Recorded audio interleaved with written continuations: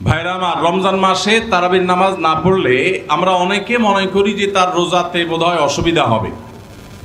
এটা সম্পূর্ণ ভুল ধারণা। তারাবি একটা ইবাদত, রমজানের রোজাটা আরেকটা ইবাদত। যেহেতু তারাবি না পড়লেও রমজানের রোজা হয়ে যায়, তাহলে তারাবি পড়ার কি আর দরকার আছে? কেন? রোজা তো হয়ে যাবে। আলাদা ইবাদত। রোজা রাখা একটা ইবাদত, তারাবি পড়াটা আরেকটা ইবাদত। নবী করিম সাল্লাল্লাহু আলাইহি সাল্লাম একই হাদিসে দুটি কথা বলেছেন, মান কামা রমাদানা ঈমানান ওয়া ইহতিসাবান গুফিরা লাহু মা তাকাদ্দামা মিন যামবি। একই হাদিসে বলেছেন, মান সামা রমাদানা ঈমানান ওয়া ইহতিসাবান গুফিরা লাহু মা তাকাদ্দামা মিন যামবি। যে ব্যক্তি ঈমান এবং ইখলাসের সাথে রমজানের রোজা রাখবে, আল্লাহ তার পূর্বের গুনাহ মাফ করবেন। যে তারাবি পড়বে তারও পূর্বের গুনাহ মাফ করবেন ইনশাআল্লাহ। এই জন্য ভাইরা, তারাবির নামাজ পড়তে হবে। এটা সুন্নাহ, গুরুত্বপূর্ণ সুন্নাহ, সাধারণ সুন্নাহ না। নবী সাল্লাল্লাহু আলাইহি সাল্লাম ছাড়েন নাই, সাহাবীরা ছাড়েন নাই। কোনো ওযর ছাড়া তারাবি ছাড়া যাবে না। জামাত ছুটে গেলে একা একা হলেও পড়বেন, কিন্তু কোনো কারণে পড়তেই পারলেন না, সফরে আছেন, ট্রাভেলে আছেন, বাসে ছিলেন, ট্রেনে ছিলেন, নাইটে সফর করেছেন, তারাবি পড়তেই পারেন নাই, ইনশাআল্লাহ আপনার রোজা হয়ে যাবে। তাই বলে তারাবিকে অনেকে অবহেলা করেন আজকাল, যেটা তো সুন্নাত, না পড়লে কি? এই অবহেলাটা আরেকটা দোষের। তাহলে আমাদের মধ্যে দুইটাই সীমালঙ্ঘন। কেউ মনে করেন তারাবি না পড়লে রোজাই হবে না, এটা হলো বাড়াবাড়ি। আবার অনেকে মনে করেন তারাবি না পড়লেই বা কি, এটা হলো ছাড়াছাড়ি। এই বাড়াবাড়ি এবং ছাড়াছাড়ির মধ্যে আমাদের থাকতে হবে। আল্লাহ আমাদের তৌফিক দান করুন।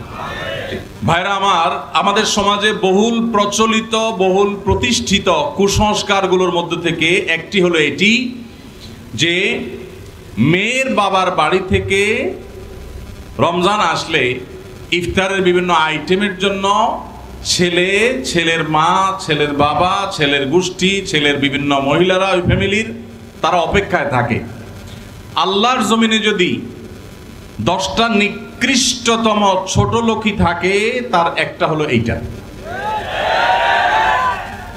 যুবক ভাইরা, কোন যুবক হাত তুলে বলতে পারবেন যে আমার শ্বশুরবাড়ি থেকে রমজান উপলক্ষে এরকম কোন ভিক্ষাবৃত্তি আমরা করতে দেই নাই? বলতে পারবেন কেউ? দেখি কার কার বুকে পাটা বল আছে, হাত তোলেন। এদেশ থেকে যৌতুককে ওলামায়ে কেরাম মিম্বর থেকে, মাহফিলের মঞ্চ থেকে ঝেঁটিয়ে বিদায় করেছেন, আলহামদুলিল্লাহ। যৌতুকের অভিশাপ থেকে এদেশকে মুক্ত করেছেন ওলামায়ে কেরাম। এক চেটিয়া অবদান এদেশের ওলামায়ে কেরামের এই কাজটা। যৌতুক চলে গেলে কি হবে? ইফতারের নামে যৌতুক এখনো বাকি আছে। এইটা আমাদের দূর করতে হবে, কি হবে না? অনেক যুবক আছে, তারা বলে যে আমার শ্বশুরবাড়ির লোকেরা খুশি মনে দেয়। ভালো করে শুনে রাখেন, 2 নাম্বারের অপর নাম হলো এখন খুশি মনে দেওয়া। ঘুষখোর সেও বলে খুশি হয়ে দিস, যৌতুকখোর সেও বলে বেহিসাব খুশি হয়ে দিস। শুধু খুশি হয়ে না, জোর করেও দেয়। জোর করে দিবে না, কি করবে? তার মেয়েটার শান্তি দরকার তার। আপনি যদি বাপের বেটা হয়ে থাকেন, মুসলমানের সন্তান হয়ে থাকেন, বিনয়ের সাথে শাশুড়িকে বলবেন, শ্বশুরকে বলবেন, কোনো কিচ্ছু আমার এখানে পাঠাবেন না, পাঠালে আমি মনে কষ্ট পাবো, উল্টা পারলে আমি দিব। একটা কথা আমি সবসময় বলি ভাই, একটা মেয়েকে কষ্ট করে গর্ভধারণ করা, জন্মের পর থেকে নিয়ে তাদেরকে পড়ালেখা ভরণ পোষণ দিয়ে বড় করে যখন সে সার্বিকভাবে একজন পূর্ণাঙ্গ মানুষে পরিণত হয়েছে, সুশিক্ষিত হয়েছে, সুস্থ সবল হয়েছে, সুঠামদেহী হয়েছে, তখন তাকে ছেলে পক্ষের হাতে তুলে দেয়। সারা জীবন এই মহিলাটার পেছনে ইনভেস্ট করেছে কে? তার বাবা মা। আর ভোগ করছে কে? স্বামী এবং স্বামীর ফ্যামিলি। ঠিক না ভাই? ঠিক। পড়ালেখা করাইছে মেয়ের বাপ মা, ওই পড়ালেখা দিয়া, ওই শিক্ষা দিয়া স্বামীর ছেলে মেয়েকে সে পড়ালেখা করায়। ঠিক না ভাই? ঠিক। রান্না বাড়াটা শিখাইছে তার মা, ওই শিক্ষা দিয়ে রান্না বাড়া করে খাওয়ায় কারে? স্বামীকে, শ্বশুর শাশুড়িকে। ঠিক না ভাই? ঠিক। তাহলে উচিত হলো ছেলে পক্ষের মেয়ে পক্ষকে এটা বলা। বেহিসাবকে বলবে, ছেলের বাবা মেয়ের বাবাকে বলবে, বাবাজি বা ভাই, আপনার মেয়ে তাকে মানুষ করতে যত টাকা পয়সা লাগছে তার সব কিছু আমি দিতে চাই। এরপরও তো কোনো মানুষ কেনা যায় না, এটা কেনার জন্য দেওয়া না, অন্তত কৃতজ্ঞতা আদায়ের জন্য দেওয়া, এটা বলা দরকার ছিল। সেটা না করে উল্টা আস্ত একটা মেয়ে দিয়ে দিল, তার সাথে আবার আপনি যৌতুক আশা করছেন। আপনার চাইতে বড় ছোট লোক আল্লাহর জমিনে আর হতে। এই সমস্ত ভিখারীদেরকে ধরে ধরে আসুন্নাহ ফাউন্ডেশনের ইফতার প্রজেক্টের জন্য পাঠায় দিবেন। আপনাদের এই মাঠেও ইফতার বিতরণ হয়, যাদের শ্বশুর বাড়ি থেকে ইফতারের দরকার হয় এদের সবাইকে আমাদের ওখানে পাঠায় দিবেন। কথা বুঝে আসছে? এখন এরপর থেকে হুদাই যায় আমাদের ওখানে সিরিয়াল ধরবে। সিরিয়াল ধরলে সবাই ইফতার পাবে। শর্ত হলো সে প্রকাশ্যে ঘোষণা দিবে, আমি শ্বশুর বাড়ি থেকে ইফতার প্রত্যাশী ছিলাম, কিন্তু সেখান থেকে ইফতার পাওয়ার কোনো ক্ষীণতম সম্ভাবনা না থাকায় আমি নিরুপায় হয়ে এখন আসুন্নাহ ফাউন্ডেশনের দ্বারস্থ হয়েছি। এইটা যদি আপনি ঘোষণা দিতে পারেন আমাদের দিতে কোনো অসুবিধা নেই ইনশাআল্লাহ। ভাইরা আমার, এই কুসংস্কার আমরা দূর করবো তো ইনশাআল্লাহ। খুশি মনে বলতে কোনো কিচ্ছু নাই। খবরদার, মেয়ে পক্ষ যদি ইফতার পাঠায় ছেলে পক্ষ পাঠায় না কেন? মেয়ে পক্ষ যদি 2 আনা পাঠায় ছেলে পক্ষ 4 আনা পাঠানো উচিত। অনেক মহিলারা আছে ফ্যামিলির, তারা খোঁচাখুচি করে বৌমাকে। আল্লাহ আমাদের এই কুসংস্কার থেকে মুক্ত থাকার তৌফিক দান করুন। রোজা রেখে চুল বা নখ কাটা যায় আপনাদের এলাকায়? যায়? আলহামদুলিল্লাহ, সহজ মাসালা। রোজা রেখে চুল বা নখ কাটলে রোজার কোনো অসুবিধা হয় না। রোজা রেখে সরিষার তেল গায়ে মাখলো কোনো অসুবিধা নেই। কোনো আপনার স্নো পাউডার ইত্যাদি ব্যবহার করলে এগুলোর কোনো অসুবিধা নাই, রোজা হয়ে যাবে ইনশাআল্লাহ। স্বামীর কথা যতটা শুনবেন স্ত্রীর কথাটাও কি ততটা শুনবেন কিনা দেখুন। পৃথিবীতে ফ্যামিলি ব্যবস্থাপনা ইসলামে একটা আছে, আর এর বাইরে পশ্চিমাদের আরেকটা আছে। দুইটা সিস্টেম। ইসলামের ফ্যামিলি ব্যবস্থাপনা হলো আল্লাহ তাআলা কোরআনে পরিষ্কারভাবে নির্দেশ করেছেন, আর রিজালু কাওয়ামুনা আলান নিসা। পুরুষদেরকে আল্লাহ রাব্বুল আলামিন নারীদের উপরে দায়িত্বশীল করেছেন, তাদেরকে আল্লাহ তাআলা অভিভাবক বানিয়েছেন। এখন যদি কেউ নারী এবং পুরুষকে সমান সমান করতে চায় তাহলে তার পরিণতি কি হতে পারে পশ্চিমের দিকে তাকালে বুঝতে পারবেন। ভাইরা আমার, একটা ছোট্ট মুদি দোকানও যদি আপনি চালাইতে হয়, একজন মালিক আর একজন শ্রমিক বা কর্মচারী থাকা লাগে কি লাগে না? দুইজনই মালিক, সমান সমান শেয়ার, দুজনই দোকানটা পরিচালনা করে, দোকানটা ঠিক মতো চলবে? কারণ সকাল বিকাল গন্ডগোল বাঁধবে, ঠিক না বেঠিক? এভাবে কোনো দোকান যদি না চলে তাহলে একটা সংসার কখনো সুষ্ঠুভাবে চলতে আপনি কাউকে না কাউকে অভিভাবক মানতেই হবে। হ্যাঁ, এর মানে এই না যে অভিভাবক যা খুশি তা করতে পারে, জুলুম করতে পারে, অন্যায় নির্দেশ দিলেও সে অধিকার আছে, সেটা ইসলাম বলে না, কখনো বলে না। ভাইরা আমার, আজকের পৃথিবী নারীদেরকে সমান অধিকার দিতে বলে, ইসলাম ন্যায্য অধিকার দিতে বলে। ইসলাম কি দিতে বলে? সমান দিলে সব সময় সমতা হয় না, ন্যায্য দিলে সব সময় সমতা, ন্যায্যতা যেটা যৌক্তিকতা সেটাই হয়। আল্লাহ আমাদেরকে বোঝার তৌফিক দান করুন। মা বোনরা যদি যৌক্তিক কোনো আবদার চাহিদা পেশ করেন, সেটা স্বামী কখনো কখনো শুনতে বাধ্য যদি সেটা তার অধিকারের বিষয় হয়, আর কখনো কখনো বাধ্য না হলেও স্বামীকে আল্লাহ তাআলা উদ্বুদ্ধ করেছেন। নবী করিম সাল্লাল্লাহু আলাইহি সাল্লাম তার স্ত্রী আমাদের মা আয়েশা রাদিয়াল্লাহু তাআলা আনহাকে খেলা দেখতে নিয়ে গেছেন। আম্মা জান রাদিয়াল্লাহু তাআলা আনহা এই হাদিস বর্ণনা করার পরে বলেছেন, ফাকদুরু কদরাল জারিয়াতিল হাদিসাতি সিন্নি আল হারিসাতি আলাল্লাহ হবে। ও দুনিয়ার পুরুষেরা, যুবকেরা, স্বামীরা, শুনে রাখো, আল্লাহর নবী সাল্লাল্লাহু আলাইহি সাল্লাম নবী হওয়ার পরও, এত ব্যস্ত মানুষ হওয়ার পরও তিনি তার স্ত্রী হিসেবে আমি যখন তার কাছে খেলা দেখতে চেয়েছি তিনি নিয়ে গেছেন।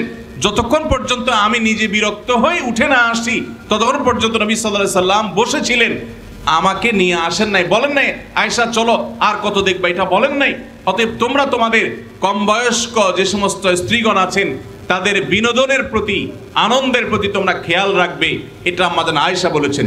তাহলে বোঝা গেল স্ত্রী যদি কিছু চায় সেটা পূরণ করবার জন্য স্বামী যথাযোগ্য চেষ্টা করবেন, যদি অন্যায্য না হয়, অন্যায় না হয়, অযৌক্তিক চাওয়া না হয়। কিন্তু এর মানে এই না যে ইসলাম সবাইকে সমান অধিকার দিয়েছে, সমান অধিকার দিলে মারামারি ছাড়া কিচ্ছু হবে না।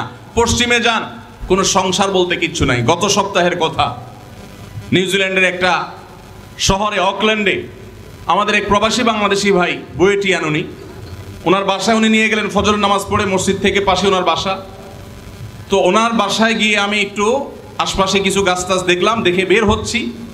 উনি আমাকে দুটা জিনিস দেখালেন। এক হলো বললেন যে ভাই আপনি যে সবজি চাষ করেন ঢাকায়, ওই ভিডিও দেখার পর আমার ওয়াইফের চাপে আমি এই যে লাউ গাছ লাগাইছি, সেই লাউ গায়ে অনেক লাউ ধরছে। চিন্তা করলাম আমরা কাজ করছি এখানে 11,500 কিলোমিটার দূরে, আমল হয়েছে আলহামদুলিল্লাহ 11,500 কিলোমিটার দূরে। তো তার একজন প্রতিবেশী বৃদ্ধ, বয়স 65 থেকে 70 হবে, এই ভদ্রলোকের সাথে আমার পরিচয় করায় বললেন যে আমার নেইবর, আমার প্রতিবেশী। তো আমি বললাম যে তার বাসা যে শুনশান নীরব, ব্যাপার কি? তো বলে যে তার বাসায় কেউ নাই, তার কোনো ফ্যামিলির সদস্য নাই, 20 বছর সে এই বাসাতে আছে, কোনো সদস্য নাই, বয়স 65 থেকে 70। গায়ে দেখি যে ময়লা আবর্জনা লেগে আছে, ভোরবেলা কোত্থেকে কাজ করে আসছে, পরিশ্রম করে খায় দায়। আমি অবাক হয়ে গেলাম। আমাদের দেশে একজন বৃদ্ধ মানুষ 20 বছর ধরে একা একা তিনি উপার্জন করে চলতে হয়, তার দেখভাল করার কেউ নাই। এটা কি কল্পনা করা যায়? আপনি যদি ট্রাভেল করেন সারা দুনিয়াতে দেখবেন বৃদ্ধ বৃদ্ধ মহিলা 60, 65, 70, 80 বছর একা একা ট্রাভেল করছে, কেউ তাদের সাথে নাই। ইসলাম যে পরিবার ব্যবস্থাপনা রেখেছে, এটার উপরে পোদ্দারি করতে গিয়ে গোটা পৃথিবীর বেশিরভাগ দেশগুলো নিঃস্ব হয়ে গেছে। অতএব আমরা যারা আল্লাহর বিধানের সাথে পাল্লা দিতে যাব, তাদের গোল্লায় যাওয়া ছাড়া কোনো উপায় থাকবে না। মেয়েদেরকে ইসলাম সমান অধিকার দিতে বলে না, কোনো কোনো ক্ষেত্রে ছেলেদের চাইতে বেশিও দিতে বলে, আবার কোনো কোনো ক্ষেত্রে কমও দিতে বলে, যেখানে যতটুকু প্রয়োজন ততটুকু। অতএব শেয়ানে শেয়ানে সমানে সমানে যদি নড়তে চান, তো ওদের যে অবস্থা হয়েছে, সংসার ভেঙে গেছে, পরিবার ব্যবস্থা ভেঙে গেছে, সে অবস্থা আমাদের হবে। আমি ওই ভাইকে জিজ্ঞেস করলাম, এই লোকটা ফ্যামিলি ছাড়া কেন থাকে? কারো কি একা থাকতে ভালো লাগে? তখন তিনি আমাকে বললেন, ভাই সাধে থাকে না, এই জন্য ফ্যামিলি ছাড়া থাকে যে বউয়ের সাথে তো 2 দিনে বেশি 3 দিন বনবে না। নিয়ম হলো, আইন হলো, বেশিরভাগ উন্নত দেশগুলোর আইন একই রকম। 3 বছর যদি বিবাহ লাস্টিং করে, বিচ্ছেদ হলে স্বামীর যা উপার্জন আছে তার অর্ধেক স্ত্রী, স্ত্রীর যা উপার্জন আছে তার অর্ধেক স্বামী পেয়ে যাবে। এই আইনের কারণে মানুষ বিবাহ করতে চায় না, অবৈধ সম্পর্ক দিয়ে সে কাজ সারে, যার কারণে সন্তান হয় না, জেনারেশনের মধ্যে গ্যাপ তৈরি হয়ে যাচ্ছে। আল্লাহ তাআলা আমাদেরকে ইসলামের মতো সুমহান জীবন বিধান দিয়েছেন, এর চেয়ে যৌক্তিক, এর চেয়ে সুন্দর, এর চেয়ে সুখ, এর চেয়ে দাম্পত্য শান্তি আর কোনো সমাজে কল্পনা করা যায় না।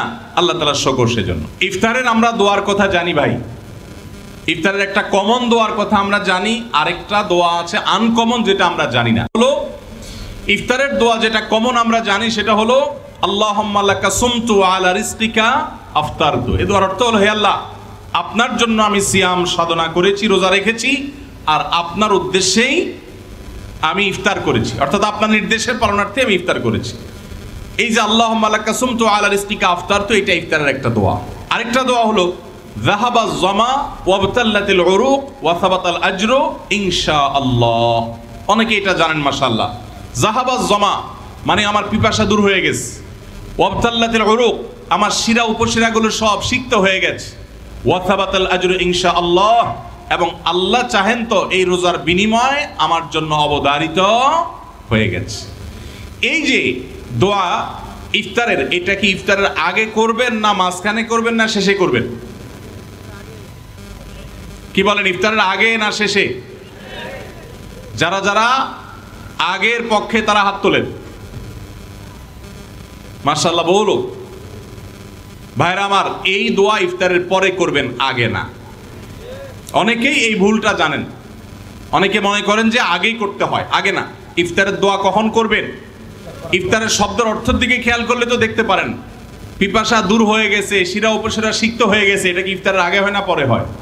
তাহলে আল্লাহুম্মা লাকা সুমতু আলা রিজকিকা আফতারতু, আল্লাহ তোমার জন্য রোজা রাখলাম, তোমার রিজিক দিয়ে ইফতার করলাম, এটা কি আগে না পরে? পরে। অতএব এটা ইফতারের পর। তাহলে ইফতারের শুরুতে কি পড়বেন? বিসমিল্লাহ। বিসমিল্লাহ বলে যে কোনো খাবার খান, ইফতারও খাবেন। ইফতার খেয়ে ফেলছেন, 2-4 লোকমা খেয়েছেন, একটু পানি খেজুর খেয়েছেন, তারপরে দোয়া পড়তে পারেন, আর চাইলে একদম শেষ করেও পড়তে পারেন। আর এটা নিজের ভাষায় পড়লে হয়ে যাবে, কিন্তু সুন্নাত হবে, বেশি উত্তম হবে নবীজির ভাষায় পড়তে পারলে, সরাসরি আরবি টেক্সটটা পড়তে পারলে। আল্লাহ আমাদেরকে তৌফিক দান করুন। নিয়ত তো সমস্ত ইবাদতের জন্য জরুরি, কিন্তু নিয়ত করা জরুরি, নিয়ত বলা জরুরি না। নিয়ত করা এক জিনিস, আর নিয়ত বলা আরেক জিনিস। মুখে নিয়ত বলে আর অন্তরে নিয়ত করে, অন্তরে নিয়ত করে আর মুখে নিয়ত বলে। ইবাদতের মধ্যে নিয়ত করা ফরজ, রোজার জন্য নিয়ত ফরজ, নামাজের জন্য নিয়ত ফরজ, কিন্তু নিয়ত বলাটা ফরজ বা সুন্নত কোনোটাই না। আমরা যে রোজার নিয়ত শুনছি, নাওয়াইতু আন আসুমা গাদান, আছে না? বিভিন্ন আপনার ক্যালেন্ডারেও লেখা থাকে, ভিত্তিহীন। নবী করিম সাল্লাল্লাহু আলাইহি সাল্লামের কোনো জয়ীফ জাল হাদিসেও এরকম রোজার কোনো নিয়তের কথা কোথাও বর্ণিত হয় নাই। ইসলামের নামে নকল আমল করলে সওয়াব হবে না গুনাহ হবে? খবরদার। এই জন্য আমরা মেহেরবানি করে, আমি কি জন্য ভোর রাতে উঠছি, সারি খেতে উঠছি, সারি খেতে উঠছি মানে কালকে রোজা রাখবো, এটাই তো আমার নিয়ত, মনের ইচ্ছা আছে, ইন্টেনশন আছে, এটাই নিয়ত। মুখে আলাদা নিয়তের উচ্চারণ দরকার নাই। আপনি কাউকে লোন দিয়েছেন, হাওলাত দিয়েছেন, কবে দিবে জানেন না, জাকাত দিতে হবে কি হবে না? উত্তর হলো কোনো টাকাই জাকাত মুক্ত থাকবে না যদি সেটা নেসাবকে স্পর্শ করে। এখন ধরুন আপনি আমাকে 1 লাখ টাকা লোন দিয়েছেন, 1 লাখ টাকা কি নেসাব টাচ করে না করে না? করে। 85 গ্রাম রূপা কেনার মতো টাকা থাকলেই নেসাব হয়ে যায়। তো 1 লাখ টাকায় 85 গ্রামের বেশি রূপা কিনা যায়, অতএব এটা নেসাব। নেসাবের মধ্যে যেহেতু আছে, অতএব এই 1 লাখের জাকাত কাউকে না কাউকে দিতে হবে। এখন টাকাটা আমি লোন নিয়েছি আর উনি আমাকে লোন দিয়েছেন, এখন যদি বলেন যে আমার জাকাত দিতে হবে, তো আমি তো টাকার মালিকই না, টাকা তো ওনার। তো এই জন্য যিনি লোন দিবেন জাকাত তিনি দিবেন। এখন একটা প্রশ্ন হয়, ভাই এটা কোনো কথা হলো? বেচারা টাকা লোন দিছে, হাওলাত দিছে সওয়াবের আশা, আবার তার জাকাতও তার দেওয়া লাগবে, কেমন কথা? উত্তর হলো ইমানদার লোন দিলে সওয়াব আছে না নাই? কিরকম সওয়াব ধারণা আছে? কে বলতে পারেন লোনের সওয়াব কি? কি সওয়াব বলেন তো? মাশাআল্লাহ মাশাআল্লাহ। এলাকায় মানুষ দেখা যায় বেশ কোরআন হাদিসের ইলম রাখেন। কোন কোন ক্ষেত্রে লোন বা হাওলাত দিলে দান করলে যে পরিমাণ সওয়াব হয় তার চাইতে বেশি সওয়াব হয়। এখন একটা প্রশ্ন ওঠে, এটা আবার কেমনে? দান করে দেওয়া মানে তো একসাথে দিয়ে দেওয়া, লোন দেওয়া মানে তো দিলাম আবার নেওয়ার জন্য, তো সওয়াব আবার বেশি কিভাবে হয়? সেটার ব্যাখ্যা হলো, ধরেন ওনাকে আমি 10 টাকা দান করলাম, ওনার দান দরকার, কিন্তু ওনার দানটা কেন দরকার? উনি এই 10 টাকা দিয়ে একটা কলা খাবে, যেটা আসলে তার এমন কোনো আহামরি প্রয়োজন নাই, এটা না খাইলেও তার চলে, পেট ভরা আছে। একটা কলা খাইতে মন চাইছে, টাকা নাই, আমি 10 টাকা তারে সাদাকা করলাম, দান করলাম। এই দানের চাইতে ওনার দরকার হলো লোন, এমন লোন যে লোন দিয়া তার জীবন রক্ষা হবে, কঠিন কোনো কাজ হবে। এখানে এই দানের চাইতে এই লোন দিলে সেটা সওয়াব আল্লাহর কাছে বেশি হবে। আরো বিভিন্ন ব্যাখ্যা হাদিসের আছে। এই জন্য ভাইরা, লোন যে দিবে সে তো সওয়াব পাবে, বিধায় জাকাত দেওয়ার কারণে তার যে টাকা কমতেছে এতে তার হারাবার কিচ্ছু নাই, এই জন্য তাকেই জাকাত দিয়ে যেতে হবে। এখন কথা হলো পাওয়ার সম্ভাবনা নাই। যদি এমন হয় যে পাওয়ার সম্ভাবনা, তাহলে জাকাত আপনাকে এখন দিতে হবে না, একসাথে পাইলে যে বছরে জাকাত দেন না সেগুলো দিতে হবে। আর যদি কখনো না পান তাহলে না দিলে কোনো গুনাহ হবে না। ভাইরা আমার, স্ত্রীর স্বর্ণের জাকাত কে দিবে? স্ত্রীর স্বর্ণের জাকাত দিবেন যিনি স্বর্ণের মালিক। এখন প্রশ্ন হলো, স্ত্রীর স্বর্ণের মালিক কে? বউয়ের স্বর্ণের মালিক কি বউ না স্বামী? এটা নির্ভর করে যে স্বামী আসলে তাকে দিলে কিভাবে দিয়েছে। ধরুন এটা স্বামী দিছে বা বাপের বাড়ি থেকে পাইছেন, স্ত্রীকে যদি দিয়ে দেন তাহলে তার মালিক স্ত্রী এবং সেটা জাকাত তাকে দিতে হবে। আর যদি স্ত্রীকে না দিয়ে দেন, ব্যবহার করতে দেন, যে ঠিক আছে আপনাকে ব্যবহারের জন্য দিলাম, তাহলে সেক্ষেত্রে মালিক হবে স্বামী। এটা ক্লিয়ার করতে হবে। এখন মুশকিল হলো, স্বামী স্ত্রী যদি এগুলো নিয়ে আলাপ উঠায়, আমাদের দেশে আমরা এত ভালো, মানে অতি ভালো যেটাকে বলে, বউ যদি এখন যায় ঘরে যদি জিজ্ঞেস করেন স্বামীরে, আর বউরে জিজ্ঞেস করেন যদি যায়, আচ্ছা বলো তো দেখি তোমার এই স্বর্ণগুলো আসলে মালিকটা কি, সাথে সাথে সে বলবে, ব্যাপার কি, তোমার মাথায় এই চিন্তা কেন আসলো, কাহিনী কি, তুমি কি ডানে বামে কোনো চিন্তা ভাবনা করছো, কি ব্যাপার? আমরা কত সরল সহজ চিন্তা করেন। একটা সম্পদের মালিকানা ক্লিয়ার হওয়া লাগবে কি লাগবে না? স্ত্রীকে যদি জিজ্ঞাসা করেন, আচ্ছা তোমার যে স্বর্ণগুলো আছে এগুলো আসলে মালিক কি তুমি না আমি, কে? অবশ্য আজকাল মেয়েরা এগুলো বলবে না, বেশিরভাগ মেয়েরা বলবে, বলো কি তোমার সন্দেহ হয় আমি যে ব্যাপারে কোনো সন্দেহ আছে? যদি স্ত্রী মালিক হয় তাহলে স্বর্ণের জাকাত স্ত্রীকে দিতে হবে। আর যদি আপনি স্ত্রীকে ব্যবহার করতে দেন, বলেন যে তুমি ব্যবহার করো, আমি চাইলে যে কোনো সব বিক্রি করে ফেলবো, তাহলে সেক্ষেত্রে আপনাকে জাকাত দিতে হবে। এখন মুশকিল হলো, বেশিরভাগ ক্ষেত্রে এই সমস্ত ইস্যুতে আমরা চিটারি করি অনেকে। কিভাবে? স্ত্রীকে দিছে, তার ধান্দা আছে বিদেশে যাওয়া লাগলে ভিসা পাওয়া গেলে বিক্রি করে দিবে, ওইটা বললে তো বউ খেপে যাবে, এই জন্য ডাইরেক্ট কিছু বলো না, পাম্পটে দিয়ে হুদাই মিশা কথা বলে তারে খুশি করে, আবার যখন দরকার হয় তখন যা বিক্রি করে ফেলে। আছে না নাই? তো এই 2 নাম্বারই করা চলবে না, ক্রিস্টাল ক্লিয়ার হতে হবে। আরবিতে একটা প্রবাদ আছে, তাআমালু কালা জানিব ওয়া তাআশারু কালা কারিব।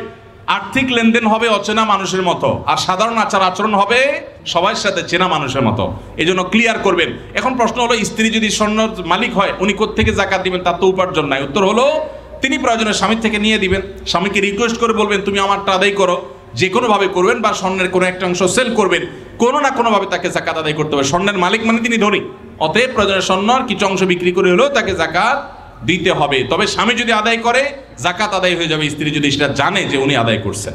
রমাদানে কখন দোয়া করলে দোয়া কবুল হয় ভাইরা? নবী সাল্লাল্লাহু আলাইহি সাল্লাম বলেছেন, সালাতুন লা তুরাদ্দু দাওয়াতুহুম, 3 ব্যক্তির দোয়া ফেরত দেওয়া হয় না। এর ভিতরে এক ব্যক্তি হলেন ওই ব্যক্তি যেই ব্যক্তিকে আল্লাহ তাআলা রোজা রাখার তৌফিক দিয়েছেন। আস-সাইমু হাত্তা ইফতির, ইফতার রাখ পর্যন্ত রোজাদারের দোয়া কবুল হয়।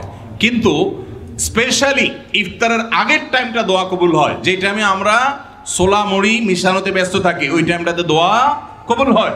এই জন্য ছোলা মুড়ি যা মেশানো দরকার আগে মিশায়া সূর্য ডুবার আগে 10-15টা মিনিট মনোযোগ দিয়ে দোয়া করবেন ইনশাআল্লাহ। ভাইরা আমার, ক্ষমা চাওয়ার জন্য আল্লাহর কাছে অনুতপ্ত হতে হবে, যে আল্লাহ যত গুনাহ করেছি আপনি মাফ করে দেন। তওবা করতে হবে, লজ্জিত হতে হবে, অনুতপ্ত হইতে হবে। এরপরে কায়মনোবাক্যে অন্তঃস্থল থেকে আল্লাহর কাছে দোয়া করতে হবে মাফ পাওয়ার জন্য। এবং বিশেষ করে সাহারির সময়, ভোর রাত, দোয়া কবুলের সময়গুলো বেশি বেশি করে দোয়া করে ক্ষমা চাইতে হবে, ক্ষমা নিতে হবে। ইফতারের আগ মুহূর্তটা এইটা দোয়া কবুলের সময়, অতএব সেই মুহূর্তটা বিশেষভাবে দোয়া কবুল করতে হবে। দোয়া কবুলের যে শর্তগুলো আছে, হালাল উপার্জন, কায়মনোবাক্যে দোয়া করা, মনোযোগের সাথে দোয়া করা, চোখের পানি ফেলে দোয়া করা, সেগুলো করলে আশা করা যায় আল্লাহ তাআলা ক্ষমার দোয়াও কবুল করবেন। ভাইরা আমার, মা বোনরা স্বামীদের কথা না শোনা, স্ত্রীরা স্বামীদের কথা না শোনা, এটা একটা ব্যাধিতে পরিণত হয়েছে। পশ্চিমাদের মুখরোচক স্লোগানে আমাদের অনেক মুসলিম নারীরা বিভ্রান্ত হয়ে গেছেন। মনে রাখবেন, কোন নারী যত রকম ইবাদত বন্দেগী করুক, তিনি যদি স্বামীর সাথে সবসময় আড়াআড়ি করা, স্বামীকে ইগনোর করা, তাকে অমান্য করার মানসিকতা তার মধ্যে তৈরি হয়, তাহলে তিনি কখনো নেককার মুসলিম নারী হতে পারেন না। যে ভাই প্রশ্ন করেছেন তাকে বলবো, বিয়ের আগে এটা ভাবা দরকার ছিল যে এই মেয়ের মধ্যে আল্লাহর ভয় আছে কিনা। যদি কেউ মুত্তাকি হয়ে থাকে, সত্যিকারের মুসলিম হয়, আল্লাহ ভীরু হয়, তিনি কখনো স্বামীর অবাধ্য হতে পারেন না। কোনো বিষয় নিয়ে মনোমালিন্য হতে পারে, মতভিন্ন হতে পারে, কিন্তু তাই বলে অবাধ্য হওয়া যেটা বলে সেটা হতে পারে না। এখন এই বোনকে আপনি মোটিভেশন দেন, তাকে ভালো মুসলমান বানাবার চেষ্টা করেন, আপনার কথা শোনানোর চাইতে তাকে আল্লাহর আনুগত্য করেন, আল্লাহর আনুগত্যে আনেন। আল্লাহর আনুগত্যে আসলে সে স্বামীর কথা এমনি শুনবে ইনশাআল্লাহ। ধন্যবাদ। যেই হিন্দু বোন প্রশ্ন করেছেন সেই বোনকে আমি বিনয়ের সাথে বলতে চাই, আল্লাহ রাব্বুল আলামিন আমাদের প্রত্যেককে বিবেক দিয়েছেন। যাকে আল্লাহ বিবেক দেন নাই, যিনি মানসিকভাবে সুস্থ নন, সেই লোকটা এই জবাবদিহিতার আওতায় নাই। আল্লাহ যাকে সুস্থ বিবেক দিয়েছেন তাকে তার বিবেক সত্যের প্রতি অনুসন্ধান করার, সত্যের পথ খুঁজে বের করার শক্তি সামর্থ্য দিয়েছেন। এটা ঠিক যে মুসলিম পরিবারে জন্মগ্রহণ করার কারণে একজন শিশু একটা অ্যাডভান্টেজ পায় ইসলাম গ্রহণ করবার জন্য। একজন শিশু তিনি অন্য ধর্মাবলম্বী মা বাবার ঘরে জন্মগ্রহণ করার ফলে সে এই অ্যাডভান্টেজটা পায় না, এটা ঠিক। কিন্তু আল্লাহ যে তাকে বিবেক বুদ্ধি দিয়েছেন, সেই বিবেক বুদ্ধি খরচ করা তার কর্তব্য। তার কাছে ইসলামের দাওয়াত যদি পৌঁছে থাকে, ইসলাম যে একমাত্র সত্য ধর্ম, সেই আহ্বান যদি পৌঁছে থাকে, আল্লাহ কোরআনে বলেছেন ইন্নাদ-দীনা ইনদাল্লাহিল ইসলাম, ইসলাম হলে আল্লাহর কাছে একমাত্র মনোনীত দিন। আল্লাহ বলেছেন ওমান ইয়াবতাগি গায়রাল ইসলামি দীনান ফালান ইউকবালা মিনহু, যে ব্যক্তি ইসলাম ছাড়া অন্য কোনো ধর্মকে দ্বীন হিসাবে গ্রহণ করবে সেটা আল্লাহর কাছে অ্যাকসেপ্ট হবে না।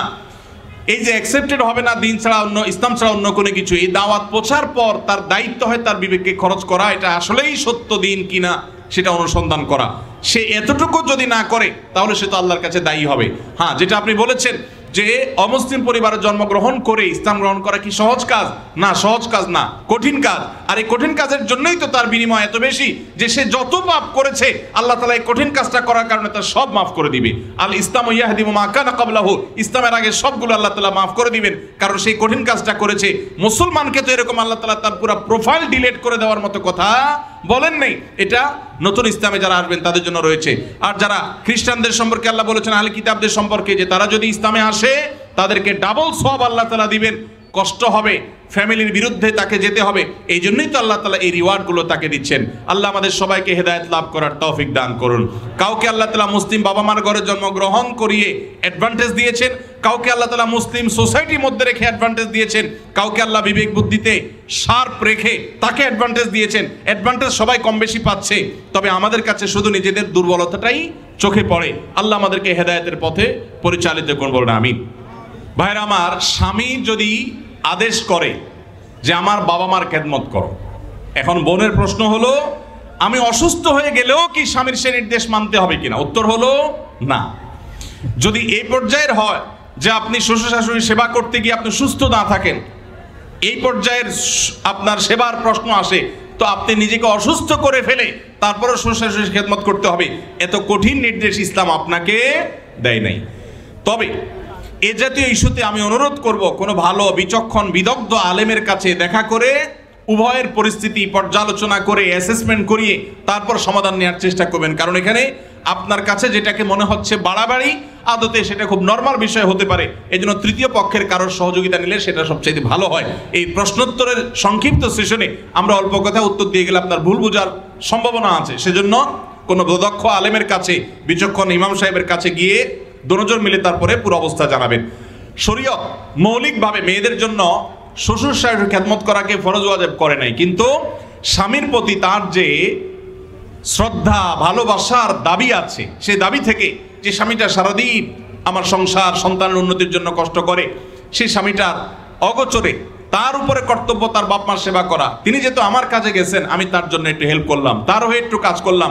তাছাড়া মা বাবার মতো বয়সী মানুষ, তারা যখন আশেপাশে তাদের সেবা করার মানসিকতা থাকা দরকার। কিন্তু সেই সাথে এটাও ঠিক যে আমাদের সমাজে অনেক শ্বশুর শাশুড়ি আছে আস্ত জোয়ান তাগড়া সুস্থ সবল, এরপরও সে আশা করে বসে থাকে বৌমা সব করে দিবে।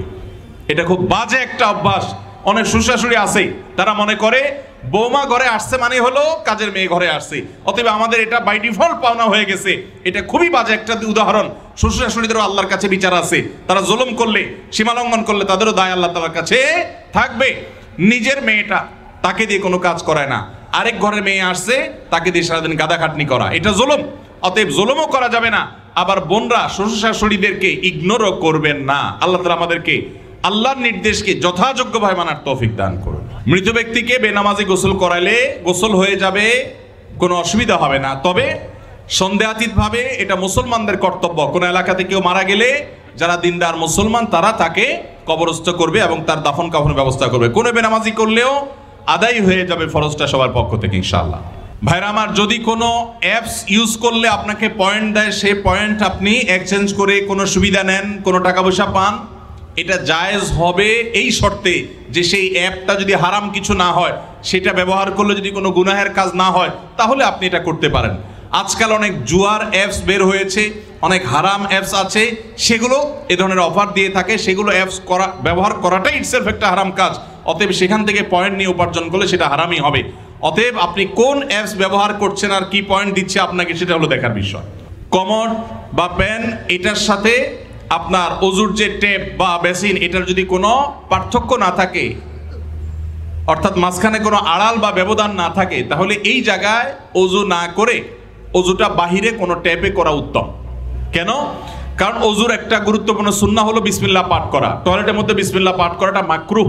টয়লেটে বিসমিল্লাহ পাঠ করা কি মাকরুহ? যেহেতু মাকরুহ, অতএব হয় আপনি বিসমিল্লাহ ছাড়া অজু করবেন, তাহলে অজুটা একটু ত্রুটিপূর্ণ হলো, আর না হলে বিসমিল্লাহ জোরে পড়বেন, তাহলে আপনি মাকরুহ করলেন।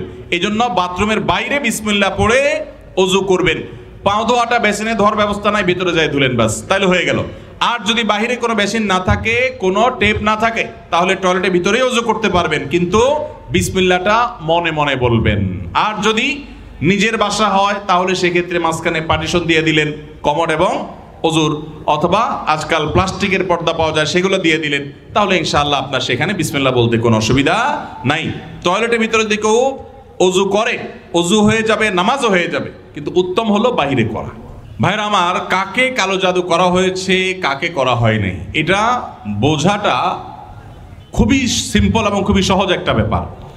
বিশেষ করে কিছু আলামত আছে যে আলামতগুলো খুব সহজেই দেখে বোঝা যায় এই লোকটা ব্ল্যাক ম্যাজিকের রোগী বা জাদুর রোগী। আপনারা জানেন যে আমাদের সমাজের এক শ্রেণীর মানুষ এই কালো জাদুতে বিশ্বাস করে না।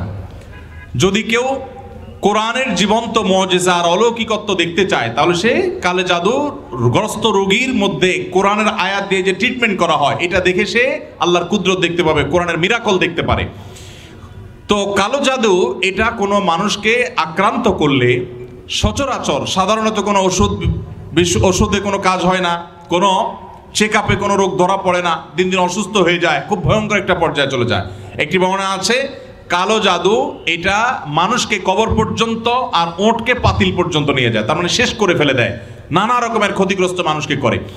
এবং আজকাল আপনারা দেখেছেন অনেকেই বিভিন্ন ফুটবল টিমের ভালো ভালো খেলোয়াড়দেরকে কালো জাদু করা হয় এবং এগুলো নিয়ে ইন্টারন্যাশনাল মিডিয়াগুলোতে বেশ ফলাও করে আপনার নিউজ প্রকাশ করা হয় এবং সমস্ত দুনিয়াতে মানুষের কাছে যেটা ওপেন সিক্রেট এখন যে বড় বড় খেলোয়াড়দেরকে ব্ল্যাক ম্যাজিক করা হয় এবং সেটার যে প্রভাব হয় সেটাও মানুষের কাছে দিনের আলো মতো পরিষ্কার। তাহলে আমার বুঝতে অসুবিধা কোথায়? বরং কোরআন যেটার কথা বলেছে সেটা বাস্তবায়ন দেখতে পেরে আমার ঈমান আরো বেড়ে যাওয়ার কথা।